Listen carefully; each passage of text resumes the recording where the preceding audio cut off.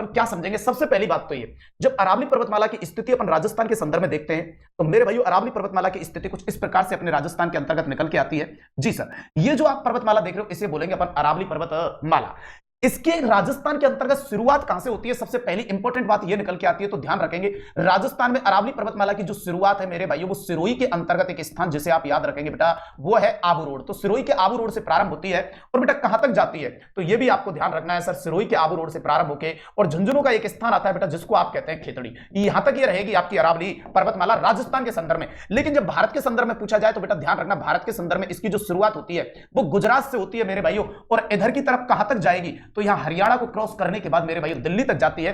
तो जब इसकी शुरुआत को मेरे भाइयों आपके भारत में पूछा जाए तो भारत के अंतर्गत बताएंगे आपके गुजरात कहां से स्टार्ट हुआ?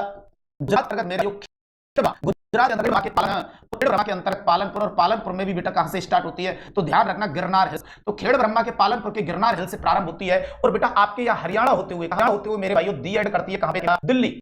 और दिल्ली अंतर्गत जो दी करती है वो आपकी पहाड़ियां रहेंगी जिनको आप बोलते हो रायसीना हिल्स। क्या बोलते हो? सीना हिल्स पहाड़ी मेरे भाइयों। तो आपसे ये पूछा जाए कि अरावली पर्वतमाला का विस्तार है वो कौन कौन सा रहेगा तो अरावली का बेटा गुजरात रहेगा, सबसे अपने राजस्थान का रहेगा। इसके बाद ये पर्वतमाला हरियाणा और इसके बाद पहुंच जाती है दिल्ली मेरे भाइयों। 3 स्टेट के अंदर एक केंद्र शासित प्रदेश में विस्तार रहता है। और फिर आपसे पूछा जाए कि अरावली पर्वतमाला मेरे भाइयों की कुल लंबाई कितनी आती है सर? तो अरावली पर्वतमाला की जो कुल लंबाई है बेटा वो 692 किलोमीटर आती है। और अरावली पर्वतमाला की मेरे भाइयों जो राजस्थान के अंतर्गत लंबाई है मेरे भाइयों, तो राजस्थान में जो अरावली पर्वतमाला की लंबाई रहेगी वो ध्यान रखना बेटा वो 550 किलोमीटर रहेगी। मतलब लगभग अरावली का बेटा 80% जो भाग है वो आपके कहां से गुजरता है? राजस्थान से गुजरता है। तो मेरे भाइयों आज जिस पॉइंट पर मैं चर्चा करने के लिए जा रहा हूं वो ये आपका पॉइंट रहेगा अरावली पर्वतमाला। तो मेरे हिसाब से अरावली पर्वतमाला की लोकेशन आपको नजर आ गई होगी कि राजस्थान के अंतर्गत सिरोही के आबू रोड से प्रारंभ होती है, झुंझुनू की खेतड़ी तक जाती है। गुजरात के अंतर्गत गुजरात के खेड़ ब्रह्मा के पालनपुर के गिरनार हिल से प्रारंभ होती है और बेटा दिल्ली की रायसीना हिल तक जाती है। टोटल जो लेंथ रहेगी वो 692 रहेगी और राजस्थान में जो लंबाई रहेगी वो 550 रहेगी। लगभग राजस्थान के अंतर्गत इसका 80% भाग आता है मेरे भाइयों। फिर आगे जब इसे चलेंगे तो बेटा अरावली का जब आप अध्ययन करते हो, ये तो मैंने आपके अरावली पर्वतमाला के अध्ययन के अंतर्गत मेरे भाइयों ये अरावली की सिर्फ आपको क्या बताइए बेटा, ये तो अरावली की संरचना बताइए। जी सर, ये अरावली की क्या बताइए? संरचना। और फिर जब अरावली पर्वतमाला का अध्ययन करते हो तो ध्यान रखना भाई साहब अरावली पर्वतमाला को बेटा अध्ययन की दृष्टि से, जी सर, इस अरावली पर्वतमाला को मेरे भाई अध्ययन की दृष्टि से बेटा पता है पुनः 3 भागों में बांटा गया है। तो इस अरावली पर्वतमाला को अध्ययन की दृष्टि से पुनः 3 भागों में विभाजित किया गया है।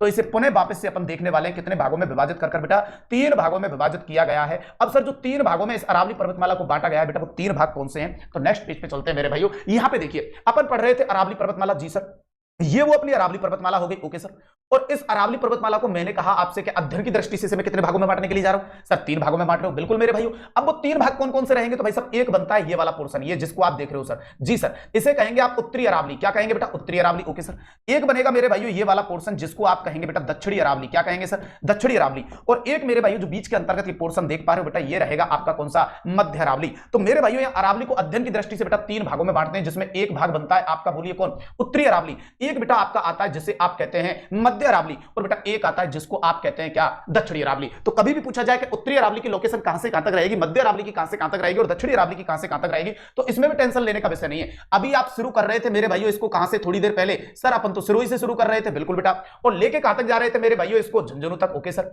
अब अगर मैं यहां पे 2 जिले और सेट कर लेता हूं बेटा लाडलो, 2 जिले और सेट कर लेता हूं तो उत्तरी अरावली, मध्य अरावली और दक्षिणी अरावली की लोकेशन हमारे पास आ जाएगी। तो यहां पे जो जिला रहेगा बेटा वो कौन सा रहेगा? जयपुर। और यहां जो जिला रहेगा बेटा वो रहेगा आपका राजसमंद। कौन सा रहेगा? राजसमंद। अब मुझे बताइए उत्तरी अरावली की जो स्थिति रहेगी वो कहां से कहां तक रहेगी? तो आप कहेंगे सर झुंझुनू से लेके और जयपुर तक उत्तरी अरावली का भाग रहेगा, और मध्य अरावली का जयपुर से लेके राजसमंद तक रहेगा, और दक्षिणी अरावली का जो भाग रहेगा वो राजसमंद से सिरोही तक रहेगा। ओके, अब इस उत्तरी अरावली का विस्तार बेटा कौन कौन से जिले के अंतर्गत आता है? तो कुछ नहीं करना, झुंझुनू से बस इस बाउंड्री पे चलते रहना मेरे भाइयों, विस्तार आपके हाथ में होगा। जैसे झुंझुनू के बाद सीकर आता है, सीकर के बाद कोटपुतली भैरोड आता है, कोटपुतली भैरोड के बाद खैरतल तिजारा आता है, और खैरतल तिजारा के बाद बेटा अलवर आता है। कहीं रट्टा नहीं मारना है मेरे भाई, इजी गोइंग याद होंगी चीजें। झुंझुनू के बाद सीकर आता है, सीकर के बाद कोटपुतली भैरोड, कोटपुतली भैरोड के बाद खैरतल तिजारा, फिर अलवर। अब अंदर की तरफ जाएंगे तो कोटपुतली भैरोड के बाउंड्री पे बनने की वजह से अंदर की तरफ गया जयपुर, और मेरे भाइयों जयपुर और अलवर से एक दिशा आप टच करेंगे और वो रहेगा दौसा। तो इसमें विस्तार रहेगा उत्तरी अरावली का। बिल्कुल ठीक कह रहे हैं सर। तो उत्तरी अरावली का विस्तार अपन ने कैसे निकाला बेटा? कहां से चले अपन? झुंझुनू से। ओके सर, तो अपन चलना स्टार्ट करेंगे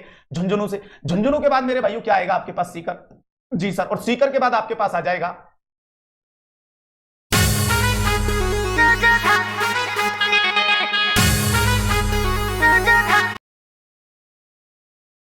कोटपुतली भैरोड, और कोटपुतली भैरोड के बाद बेटा आपके पास आ जाएगा खैरथल तिजारा। ओके सर, और खैरथल तिजारा के बाद मेरे भाइयों आपके पास आ जाएगा क्या? अलवर, और अलवर के बाद मेरे भाइयों आपके पास आएगा क्या, जयपुर, और जयपुर के बाद आपके पास एक जिला रहेगा जिसे आप कहेंगे क्या, दौसा मेरे भाइयों। चलिए ठीक है सर, अब चलते हैं मध्य अरावली के विस्तार में। कुछ नहीं करना है यहाँ पे भाई साहब, 3 जिले याद रखने भाई साहब। एक तो अजमेर आता है, अजमेर से जो अलग हुआ वो याद रखना है, ब्यावर आता है, और इसके अलावा बेटा एक जिला रहेगा टोंक। तो मध्य अरावली का विस्तार रहेगा अजमेर, ब्यावर और टोंक। फिर चलते हैं दक्षिणी अरावली के अंतर्गत विस्तार को याद करने के लिए रट्टा नहीं मारना है। कहां से चलोगे, सिरोही से, सिरोही से नीचे आएगा उदयपुर, उदयपुर से अलग हुआ सलुंबर, और इनसे अंतर्वर्ती एक जिला आता है राजसमंद। और ये सारे जिले आप ऐसे समझिए किसके साथ लगा दोगे, पाली के साथ, ठीक है। तो यहां से सिरोही, सिरोही के बाद उदयपुर, उदयपुर से अलग हुआ सलुंबर, इन दोनों के उत्तर में रहेगा राजसमंद, और राजसमंद के पश्चिम में रहेगा क्या, पाली। तो दक्षिणी अरावली का जो विस्तार रहेगा बेटा उसमें एक जिला रहेगा, ध्यान रखना, सिरोही, ठीक है सर। एक जिला रहेगा मेरे भाइयों उदयपुर, ओके सर, और एक जिला रहेगा मेरे भाइयों जिसको आप कहेंगे सलुंबर, और इसके अंतर्गत एक जिला आपका आएगा राजसमंद, और भाई साहब एक जिला जो यहां पर रहने वाला है वो रहेगा आपका पाली, ओके सर। चलिए ये तो विस्तार की बात हो गई मेरे भाइयों, अरावली का मुख्यतः विस्तार इन जिलों के अंतर्गत रहेगा। अब बात आती है भाई साहब औसत ऊंचाई। तो बताइए इधर की तरफ जो आपकी चोटियां पड़ती हैं उत्तरी अरावली में, उनका हाइट कम है मेरे भाइयों। इधर की तरफ जो चोटियां पड़ती हैं उनका हाइट कम है। फिर मध्य अरावली में जो चोटियां हैं उनका हाइट थोड़ा ज्यादा है, ओके सर।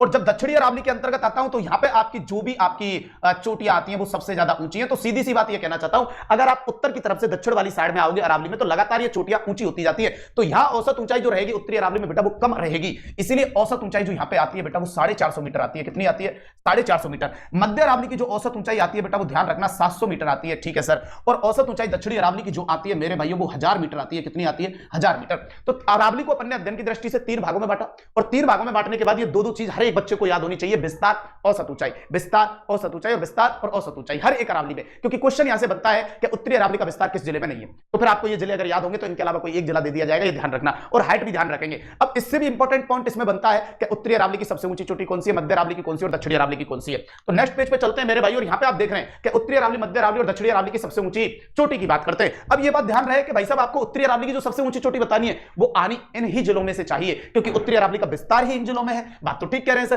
तो उत्तरी अरावली की जो बेटा सबसे ऊंची चोटी आती है उसमें फर्स्ट नंबर पे है, ये ध्यान रखना मेरे भाइयों। उस चोटी का नाम है रघुनाथगढ़। कौन सी है, रघुनाथगढ़। और ये पड़ती है आपकी सीकर के अंतर्गत, और इसकी जो हाइट है मेरे भाइयों वो है 1055 मीटर। अगर दूसरी चोटी आपसे पूछी जाए तो ये भी ध्यान रखेंगे आप, मालखेत। कौन सी, मालखेत पड़ती है बेटा, ये भी कहां पड़ती है, सीकर के अंतर्गत, और इसका जो हाइट है वो है 1052 मीटर। और तीसरी सबसे ऊंची जो चोटी आती है मेरे भाइयों उस चोटी का नाम है लोहारगढ़। कौन सी बेटा, लोहारगढ़। और लोहारगढ़ पड़ती है आपके झुंझुनू के अंतर्गत, और इसका जो हाइट है बेटा वो भी ध्यान रखेंगे 1051। इसका मतलब उत्तरी अरावली की टॉप 3 जो चोटियां रहेंगी बेटा वो ये रहेंगी, ओके सर। फिर चलते हैं मध्य अरावली के अंतर्गत। मध्य अरावली की सबसे ऊंची चोटी का नाम है बेटा, जिसे ध्यान रखना मेरे भाइयों, टोड़गढ़।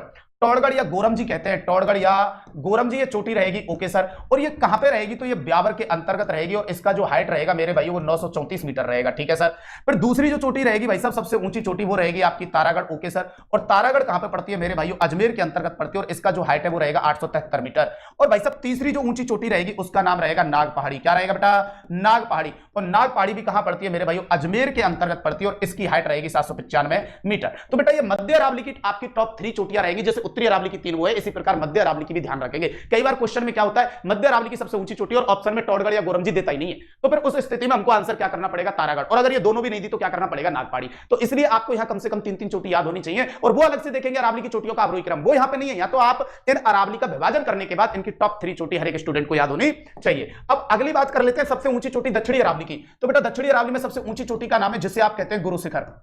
क्या कहते हैं बेटा, गुरु शिखर। और गुरु शिखर मेरे भाइयों कहां पे रहेगी, आपके सिरोही के अंतर्गत रहेगी, और इसकी जो हाइट रहेगी बेटा वो रहेगी आपकी 1722 मीटर रहेगी, ठीक है सर। दूसरे नंबर पे आती है बेटा शेर। कौन सी आती है, शेर। और शेर चोटी भी आपकी कहां पे रहेगी मेरे भाइयों, सिरोही के अंतर्गत रहेगी, और इसकी जो हाइट रहेगी बेटा वो 1597 मीटर रहेगी, ओके। और तीसरी चोटी आती है मेरे भाइयों दिलवाड़ा। क्या आती है, दिलवाड़ा। तो ये दिलवाड़ा भी कहां पे रहेगी बेटा, ये सिरोही के अंतर्गत रहेगी, और इसकी जो हाइट रहेगी बेटा वो 1442 मीटर रहेगी। इस प्रकार से हर स्टूडेंट को बेटा उत्तरी अरावली, मध्य अरावली और दक्षिणी अरावली की चोटी पता होना चाहिए। तो यहां अपन ने देखी थी उत्तरी अरावली की टॉप 3 चोटियां, ये रहेंगी आपके मध्य अरावली की सबसे ऊंची चोटियां, और ये रहेंगी दक्षिणी अरावली की सबसे ऊंची चोटी। अब इनमें से जो दक्षिणी अरावली है भाई साहब उसका विस्तार काफी है, वो काफी क्षेत्रफल पे फैली हुई है। तो क्या किया जाता है, दक्षिणी अरावली को फिर वापस से अध्ययन की दृष्टि से 2 भागों में बांटा जाता है। तो वो देखिए आप, दक्षिणी अरावली का जब अध्ययन करने के लिए अपन जाएंगे तो इसे भाई साहब पुनः 2 भागों में बांटा गया है, जिसमें भाई साहब एक को आबू या आबर्द अरावली कहते हैं, और एक को मेवाड़ या मेवाड़ अरावली कहते हैं। अब ये कैसे बांटा गया वो मैं आपको समझाने का प्रयास करता हूं, रट्टा मत मारना बेटा। ये जैसे ये बेटा ये आपकी दक्षिणी अरावली हो गई, चलो सर मान लिया